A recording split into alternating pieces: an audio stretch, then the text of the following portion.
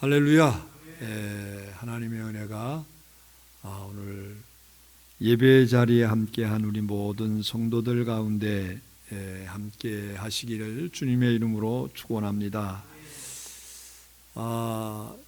이제 많은 성도들이 아마 가정에서 영상을 통해서 예배를 드릴 터인데, 비록 가정에서 예배를 드리지만은 예배에 더 집중하고 또 여러분들이 이 시간 특별히 주시는 말씀에 더 집중해서 오늘 주시는 말씀을 여러분들 신비에 새기는 그런 은혜의 역사가 꼭 있게 되기를 주님의 이름으로 축원합니다. 자, 2020년도 마지막 주일입니다. 송년주일입니다. 참 시간이 빠른 것을 또 한 번 느끼게 됩니다. 한 해를 시작한 지가 어제 같은데 벌써 여러분 한 해를 다 마무리하고 이제 마지막 주일을 맞이했어요. 지내놓고 보면 모든 것이 하나님의 은혜임을 고백할 수밖에 없어요. 특별히 올 한 해는 이 코로나로 인해서 온 나라가 어려웠습니다. 여러분들도 얼마나 힘드셨습니까? 두렵고 불안한 마음 속에서 또 변변찮은 그런 이제 경제적인 그런 여건 속에서 삶도 상당히 팍팍해지신 것 같고 여러 가지 어려움이 많았습니다. 교회적으로도 성전 예배가 중단되고 영상 예배를 통해서 예배하는 초유의 일이, 한 번도 경험해 보지 못했던 일이 이 코로나 때문에 일어났습니다. 그런데 문제는 이게 언제까지 지속될지 아직 이제 모른다는 겁니다. 내년을 꽉 채울지, 아니면 내년 중반까지 될지, 아니면 내년을 넘어서 후년까지 갈지 사실은 정확하게 알 수 없어요. 여러분, 그런데 그럼에도 불구하고 어쨌든 한 해를 보내고 우리가 이제 곧 새해를 맞게 됩니다. 이 시간 지난 한 해를 회고하면서 할 수 있는 최고의 말은 오직 한마디, 하나님의 은혜입니다. 하나님의 은혜입니다. 이렇다 저렇다 해도 어쨌든 지금 이 시간 예배하고 있는 것 이 자체도 하나님의 은혜입니다. 오늘 본문을 보면 사도 바울은 지금까지 살아온 자신의 생애를 회고하면서 동일한 고백을 해요. 모든 게 하나님의 은혜라는 겁니다. 이런 고백은 성경에서 가장 강조되는 내용입니다. 그래서 종교개혁의 5대 정신을 보면 그 가운데 오직 은혜라고 하는 말이 있어요. 오직 성경, 오직 예수, 오직 은혜, 오직 믿음, 오직 하나님께 영광, 이 5대 강령입니다. 이런 정신들은 성경에서 가장 많이 강조되는 내용입니다. 그 중에서 오직 은혜라고 하는 이 말은 우리가 인생을 살아가면서 우리의 마음에 새기고 또 새겨야 할 중요한 신앙 원리입니다. 이 하나님의 은혜로 가장 복된 인생을 살아가는 여러분들이 다 되기를 주의 이름으로 축복합니다. 여러분, 바울은 성경 인물들 가운데서도 하나님의 은혜의식이 가장 강한 사람이었어요. 하나님의 은혜. 은혜 없이면 살아갈 수 없고, 내가 지금 살아온 것 자체가 은혜이고, 나의 나된 것도 하나님의 은혜입니다. 이렇게 강조한 것이 바로 바울입니다. 그래서 바울 서신 곳곳에서 만사가 하나님의 은혜라고 고백하고 있어요. 여러분 정말 그렇죠? 사실 가만히 관찰해 보면 세상 만사, 인생 만사가 다 하나님의 손 안에 있습니다. 하나님의 은혜가 아니면 한시도 제대로 살아갈 수 없어요. 비유하면 하나님의 은혜는 마치 공기, 이 산소와 같습니다. 공기는 우리가 의식하든 못하든 언제나 우리에게 필요하죠. 어찌 우리가 이 한순간인들 공기 없이 살아갈 수 있습니까? 그런데 하나님의 은혜가 이와 같다는 겁니다. 아니, 이거보다 더 크다는 겁니다. 때로는 의식하지 못할 때도 있지만은 그 은혜가 없이는 한순간도 살아갈 수 없어요. 여러분, 우리가 하나님의 은혜를 생각하면 무슨 은혜가 있을까요? 첫째는 무엇보다 우리가 구원받은 게 하나님의 은혜임을 믿으시기를 바랍니다. 우리는 예외 없이 하나님 앞에서 다 죄인이 아닙니까? 그리고 죄로 인해서 영원히 멸망할 수밖에 없는, 죽을 수밖에 없는 존재가 오늘 저나 여러분들이 아닙니까? 그런데 예수 그리스도의 십자가의 은혜로 말미암아 그 은혜로 구원받았어요. 그 은혜로 말미암아 대속을 받아서 의롭게 되었고 하나님의 자녀가 되는 권세를 받고 누리고 있어요. 이 십자가 대속이 없었다면 어떻게 됐을까요? 또 우리가 십자가의 은혜를 믿음으로 구원받았다고 하는데 여러분, 이 믿음조차도 하나님의 은혜입니다. 내가 믿고 싶다 해서 믿는 게 아니라 하나님께서 믿음을 주신 거예요. 예? 그래서 에베소 2장 8절에 보니까 너희는 그 은혜로 인하여 믿음으로 말미암아 구원을 받았으니 하나님의 은혜가 임했기 때문에 믿음이 너희에게 생기게 되었고 그 믿음으로 말미암아 구원이 너희들에게 임했다는 겁니다. 그러니까 우리가 이렇게 예수님을 믿는 이 자체도 하나님의 은혜라는 거예요. 하나님의 선물이라는 겁니다. 여러분, 사실 우리가 공부해서 믿음 갖게 된 거 아닙니다. 노력해서 된 것도 아닙니다. 하나님께서 내 마음에 성령을 보내주셔서 또 감동을 해주셔서 예수님을 나의 주로 구주로 믿게 된 것입니다. 그래서 은혜라고 고백하는 거예요. 어떤 때는 문득 이런 상상을 해요. 만일 내가 예수를 믿지 않았다면 내가 어떤 모습으로 살아갔을까? 내가 예수를 믿지 않았다면 내가 어떤 모습으로 살아갔을까? 참 흉악하게 살아갔을 것 같아요. 못되게 살아갔을 것 같아요. 예? 내 근성을 내가 누구보다도 잘 알기 때문에 내가 만일 예수를 안 믿고 목사가 안 됐다고 하면 참 못된 놈 됐을 것 같다. 그런 생각이에요. 정말입니다. 예. 생각만 해도 끔찍스러워요.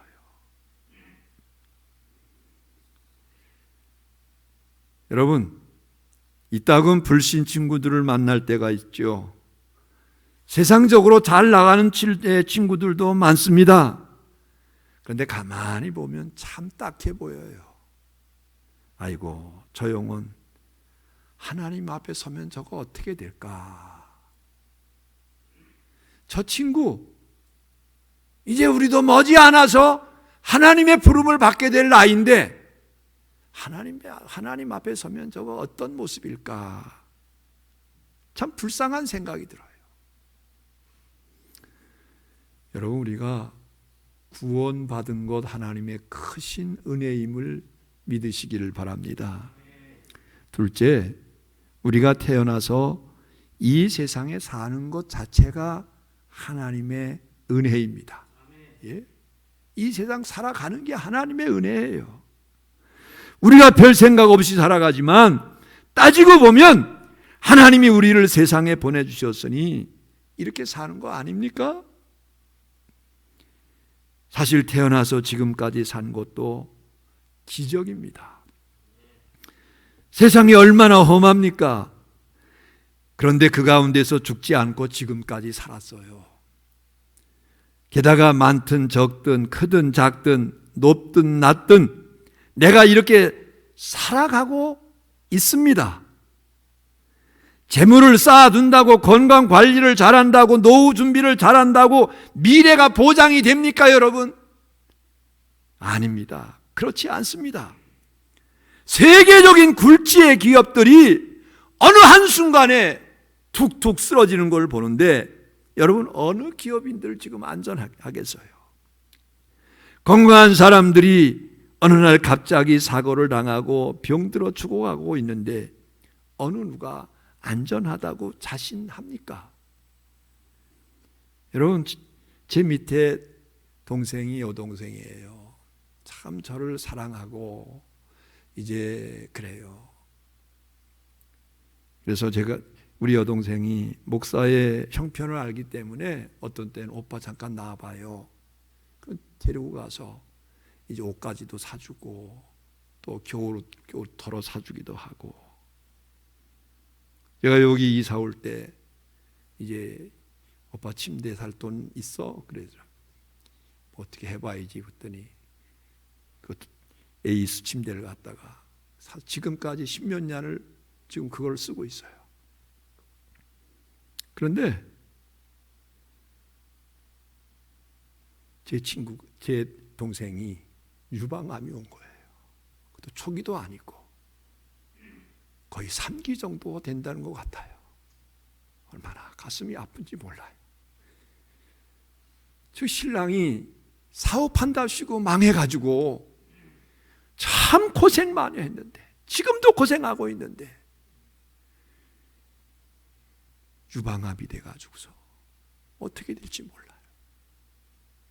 너무 가슴이 아프고 불쌍해 보여요. 여러분, 지금까지 건강하고 아무 문제 없을 줄 알았다는 겁니다. 그런데 어느 순간에 암이라고 하는 것이 찾아와서 상당히 진행이 됐어요. 여러분, 우리가 이렇게 세상을 살아가고 있는 것 자체도 하나님의 은혜임을 믿으시기를 주님의 이름으로 축원합니다. 예? 언제 어떻게 될지 모르는 그러한 상황 가운데서 오늘 우리가 이렇게 살아갈 수 있는 것 자체가 하나님의 은혜예요. 여러분, 구약 이스라엘 역사상에 가장 잘 나갔던 왕이 바로 솔로몬 아닙니까? 그런데 이 역시 인생을 살아보니까 자기 마음대로 되는 게 별로 없더라는 겁니다. 그래서 시편 127편이 솔로몬의 시인데 1절 2절 말씀해 보니까 이렇게 고백을 해요. 여호와께서 집을 세우지 아니하시면 세우는 자의 수고가 헛되고 여호와께서 성을 지켜주지 아니하시면 파수꾼의 경성함이 깨어있음이 헛되도다. 너희가 일찍 일어나고 늦게 누우며 수고의 떡을 먹어도 헛되도다. 인생 만사 참 헛되다는 거죠. 아무리 인간이 길을 쓰고 노력해도 하나님의 도우심이 없으면 헛수고라는 거예요. 그래서 세상 사람들이 흔히 이런 말을 해요. 운칠기삼이라는 겁니다. 인간의 노력도 중요하지만 운이 더 중요하다는 거예요. 사업을 할 때도, 투자를 할 때도, 운동선수가 시합을 할 때도 노력만 갖고 되는 게 아니라는 겁니다. 여러분, 운이 있어야 된다는 거예요. 여러분, 하나님을 만남으로 깨닫지 못했기 때문에 운이라고 하는 말을 쓰는 것이지, 우리식으로 말하면 실력보다 하나님의 은혜가 더 중요하다는 거예요. 예? 하나님의 은혜가 없으면 아무것도 할 수 없다는 거예요. 역도 선수 장미란 선수 여러분 잘 아시잖아요. 베이징 2008년 베이징 올림픽에서 금메달을 땄습니다. 그가 경기 직후에 무릎을 꿇고 기도하는 장면이 아직도 눈에 선합니다. 그가 이러한 고백을 했어요. 아무리 능력이 뛰어나도 금메달은 하나님이 주시는 겁니다. 이것이 제게 주어져서 정말 기쁘고 감사합니다. 그가 오랜 세월 그 자리에 오르기까지 얼마나 피나는 노력을 했겠어요. 그러나 하나님의 은혜가 아니라면 그 자리에 설 수 없었다는 거예요. 하나님의 은혜 때문에 그렇게 됐다는 거죠. 여러분, 우리가 인생을 살아갈 때 당면하는 큼직한 일들을 생각해 보십시오. 내가 내 마음대로 노력한 대로 됩니까? 그렇지 못합니다. 대학 있을 때, 취직할 때, 결혼할 때, 사업할 때 큰일일수록 우리는 아무것도 아니라는 고백이 저절로 나오게 돼요.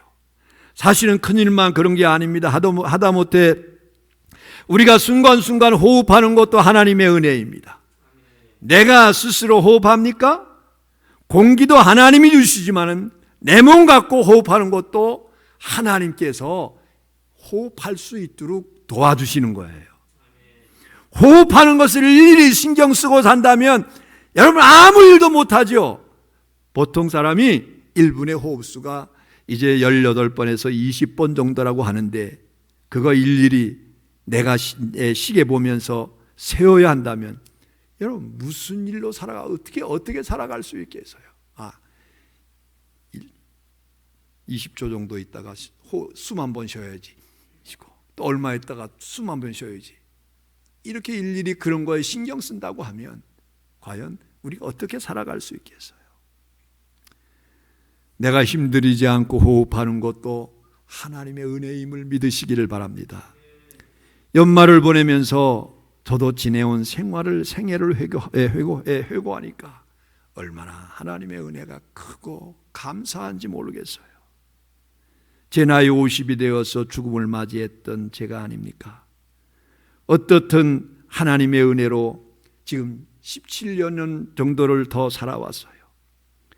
지나온 삶의 발자취를 더듬어 보니까 저도 모르게 눈물이 흐르곤 하네요.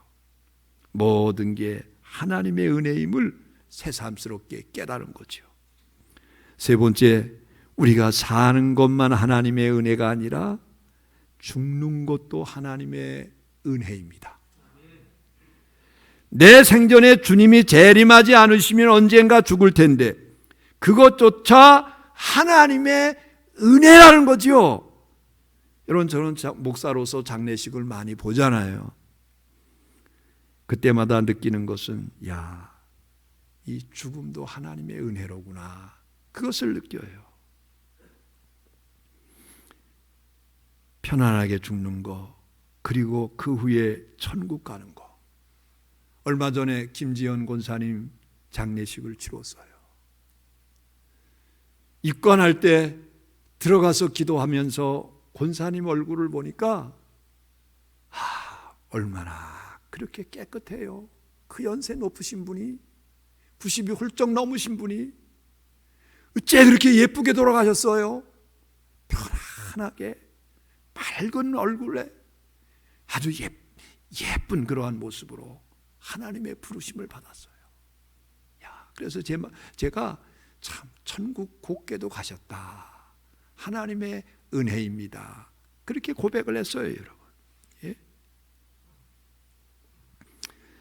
사도 바울은 늘 핍박 가운데 죽음의 위협을 받으며 살았지만 죽음을 초월할 수 있었어요. 왜 그렇습니까, 여러분? 죽음은 천국으로 이어지는 관문이기 때문에 그래요. 빌립보서 1장 23절에서 사도 바울이 이런 고백을 했어요. 내가 그들 사이에 끼었으니 차라리 세상을 떠나서 그리스도와 함께 있는 것이 훨씬 더 좋은 일이라. 무슨 말입니까, 여러분? 죽어도 좋다는 겁니다. 아니, 죽으면 예수님과 함께 할 수 있으니까 더 좋다는 거예요. 그는 하나님의 은혜로 천국에 들어갈 확신이 있었기 때문에 이렇게 담대하게 고백할 수 있었던 겁니다. 이와 같이 우리 인생이 하나님의 은혜로 된 것임을 깨닫게 되면 우리는 저절로 이러한 고백에 도달하게 됩니다. 시편 116편 12절 말씀을 보세요. 내게 주신 모든 은혜를 내가 여호와께 무엇으로 보답할꼬? 하나님께서 내게 베풀어 주신 그 은혜를 내가 무엇으로 어떻게 보답할꼬? 여러분, 당연합니다.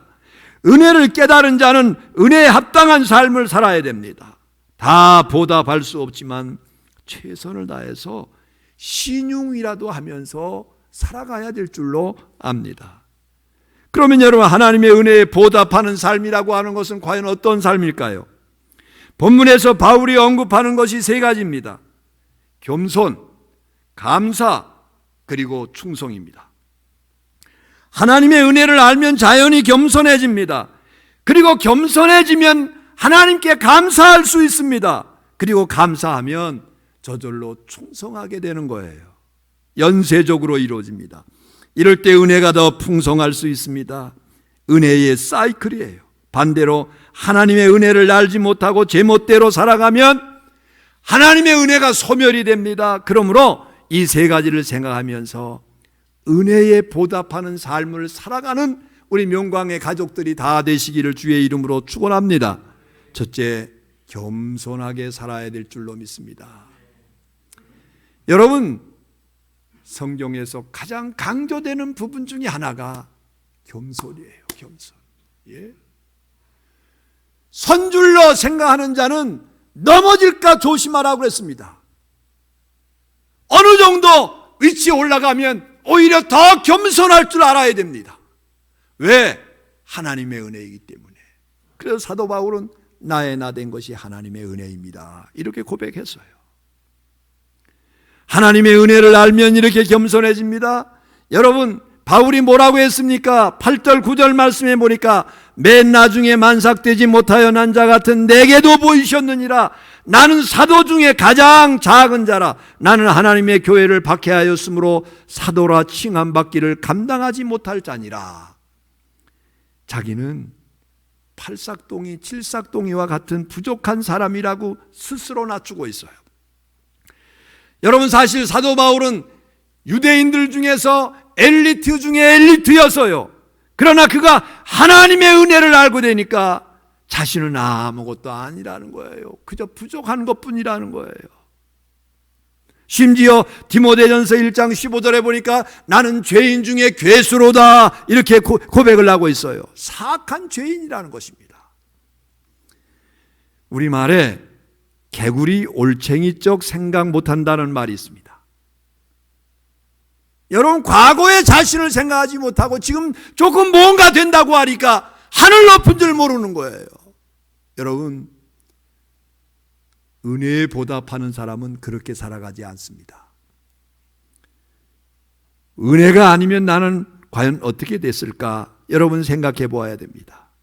그래서 늘 겸손을 지킬 때 하나님의 은혜의 역사가 지속될 줄로 믿으시기를 주의 이름으로 축원합니다. 두 번째, 여러분, 은혜에 보답하는 삶은 감사하는 삶이에요. 감사하면서 살아야 돼요. 여러분, 감사를 하시기를 바랍니다. 하나님의 은혜에 감사해야 되겠고, 세상을 살아가면서도 감사를 표현할 줄 아는, 감사할 줄 아는 그러한 인격이 되어야 됩니다. 어떤 사람은 하나님의 은혜만 모르고 세상 사람들에게 베풀어진 그 은혜를 모르는 사람이 있어요. 배은망덕한 사람들이 얼마나 많은지 몰라요. 바울은 겸손한 자세를 가졌기 때문에 이 하나님의 은혜를 알았고 이 은혜에 감사하며 살았어요. 10절을 다시 한번 보십시오. 그러나 내가 나 된 것은 하나님의 은혜로 됐다, 이렇게 고백을 하고 있어요. 모든 게 감사하다는 겁니다. 하나에서 10까지 모두 감사 제목입니다. 흔히 우리는 내게 없는 것을 생각하면서 원망할 때가 있습니다. 그런데 여러분, 사실은 있는 만큼 감사하시기 바랍니다. 내게 있는 만큼 감사할 줄 알아야 됩니다. 그것조차 하나님의 은혜로 주어진 것이기 때문이지요. 심지어 고난과 시련조차 감사의 제목일 수 있어요. 고난을 겪을 때는 힘들었는데 나중에 되돌아보면 그것조차 하나님의 은혜였음을 고백하는 겁니다. 그래서 고난받는 것이 내게 유익이라고 하는 말씀을 할 수 있었던 거예요. 여러분, 헬렌 켈러는 삼중장애인이죠. 이제 볼 수 없고 들을 수 없고 말할 수 없는 삼중장애를 가지고 있어서요. 그런 그가 하나님의 은혜를 알았습니다. 그 은혜에 얼마나 감사한지 모릅니다. 어떤 사람이 그에게 물었습니다. 혹시 하나님이 원망스럽지 않습니까? 그러자 헬렌 켈러가 이렇게 대답을 했어요. 아니, 원망이라니요. 하나님의 은혜를 헤아리기도 바쁜데 어떻게 원망할 시간이 있겠어요? 감사하고 기뻐하기만 해도 시간이 모자랍니다. 대단하죠, 여러분? 놀라운 고백입니다. 그러고 보면 관점의 차이예요. 바로 이런 사람에게 하나님께서 은혜를 계속 주십니다. 마침내 장애인 최초로 하버드 대학을 이제 나왔고 사회복지가로서 세계적인 명성을 누려서 그의 고난으로 인해서 오히려 하나님께 더 크게 영광을 돌리게 된 겁니다. 겸손한 자가 감사할 수 있고 감사한 자에게 하나님의 은혜가 넘친다는 사실을 기억하시기를 주의 이름으로 축원합니다. 세 번째, 여러분, 은혜에 보답하려면 충성하면서 살아야 될 줄로 믿습니다. 우리가 하나님의 은혜를 알면 저절로 충성하게 됩니다. 그래서 10절 하반절 말씀에 보니까 내게 주신 그의 은혜가 헛되지 아니하여 내가 모든 사도보다 더 많이 수고하였으나 내가 한 것이 아니요 오직 나와 함께 하신 하나님의 은혜로라. 여러분, 사도 바울은 하나님의 은혜가 헛되지 않게 하기 위해서 더 많이 충성했다는 거예요. 예. 다른 사도보다 더 열심히 했다는 거예요. 그런데 이거조차도 내가 한 것이 아니라 어떻다고요? 하나님의 은혜로 한 것이다. 예? 하나님이 도와주셔서 내가 한 것이다. 예? 이렇게 고백을 하고 있어요. 바울은 은혜를 깨달을수록 더 많이 수고했다고 고백을 하잖아요. 여기서 수고한다고 하는 단어가 원어로 코피아오라고 하는데 이 말은 탈진할 정도로 열심히 노력한다는 뜻입니다. 탈진할 정도로 열심히 한다는 뜻이에요. 여러분, 소리가 희한하게 우리말하고 비슷해요. 예? 코피나게 일했다는 거예요. 코피나게. 바울이 이렇게 충성하자 하나님께서 계속 은혜를 부어주셨어요. 그래서 평생 하나님의 위대한 사도로 쓰임받게 됨을 믿으시기를 주의 이름으로 축원합니다. 오스트리아의 음악 작곡가 하이든의 이야기입니다. 그가 천지창조라고 하는 이제 천지창조를 작곡했습니다. 66세가 되던 해 그가 지나온 생애를 이제 회고해 보니까 얼마나 하나님의 은혜가 감사한지 그 은혜를 보답하기 위해서 창세기 내용을 기초로 해서 만든 곡입니다. 매일 기도하면서 그 곡을 썼어요. 곡이 완성된 후에 한 번은 이런 일이 있었습니다. 많은 사람들이 하이든 하면서 그냥 열광을 합니다. 그러자 그가 이렇게 대답을 했습니다. 여러분, 하늘을 보십시오. 위대하신 하나님을 찬양하시기 바랍니다. 모든 게 하나님의 은혜입니다. 이런 말을 했다는 거예요. 이러한 고백이 있었기 때문에 그에게 계속 은혜가 부어졌습니다. 이게 바로 은혜 위에 은혜임을 믿으시기를 주의 이름으로 축원합니다. 여러분, 이제 한 해가 저물어 가요. 지난 1년 동안 어떻게 살아왔는지, 여러분 지난 한 해 동안 어떻게 살아왔는지 한번 회고해 보십시오. 모든 게 하나님의 은혜입니다. 다만 그 은혜를 깊이 묵상하고 감사할 수 있는 여러분들이 되기를 바랍니다. 그 힘으로 우리가 새 힘을 얻을 수 있는 것입니다. 오직 하나님의 은혜에 감사하면서 새해를 맞이하는 우리 모든 성도들 되시기 바랍니다. 그래서 모쪼록 그 은혜의 힘으로 새해에도 계속 승리할 수 있는 우리 모두가 되기를 주의 이름으로 축원합니다. 기도합니다. 하나님 우리 아버지 은혜를 감사합니다. 이 시간 하나님께서 주신 은혜에 감사하면서 은혜로 사는 인생에 대해서 말씀을 함께 나누었습니다. 만사가 하나님의 은혜인 줄로 믿습니다. 지난 한 해를 돌이켜보면서 모든 게 하나님의 은혜임을 고백할 수 있는 성도들이 되게 해 주옵소서. 구원받은 것도 하나님의 은혜요, 사는 것도 하나님의 은혜요, 이제 우리가 죽는 것도 하나님의 은혜임을 고백할 수 있는 우리 모든 성도들이 되어서 은혜에 보답하는 삶을 살 수 있게 되기를 바랍니다. 그래서 겸손하게 감사하게 충성하는 그러한 삶으로 우리가 이 세상을 살아갈 수 있는 주의 백성들 되게 해 주옵소서. 예수님의 이름으로 기도합니다. 아멘. 우리 찬송가 301장 부르겠습니다. 우리 윤호연 장로님 나오시고